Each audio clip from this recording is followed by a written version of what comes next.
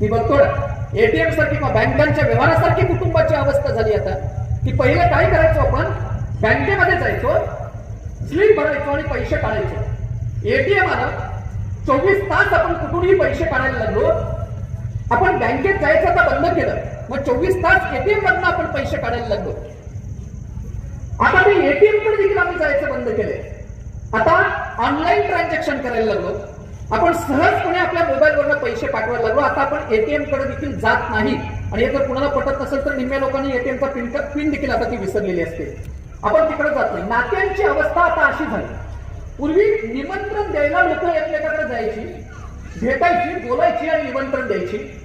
आता काय झालं, फोन आला, आपण कॉल करून सांगत होतो, फोन करून सांगत होतो, यात्रेला या, वास्तुशांतीला या, घरातल्या कार्यक्रमाला या. आता आपण फोन देखील करायचं बंद केले. आपण सरळ मेसेज टाकतो, मेसेज.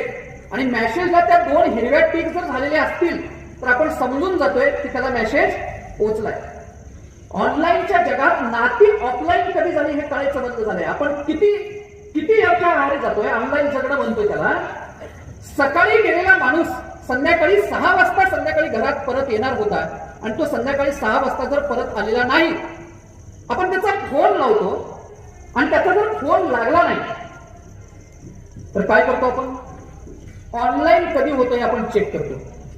जर ते अर्ध्या तासापूर्वी ऑनलाईन असेल तर भीती वाटत नाही. पण जर ते 4-5 तासापूर्वी ऑनलाईन आलंय होतं आणि आता त्याचा फोन लागत नाही, धाडसाने विधान करतो हे आपल्याला असं वाटतं मेलं का काय, कुठं धडकलं का काय. आपल्या जीवात जीव येत नाही जोपर्यंत त्याचा फोन लागत नाही किंवा ते ऑनलाईन येत नाही. पण ह्या ऑनलाईनच्या जगात जगणं ऑफलाईन झालंय.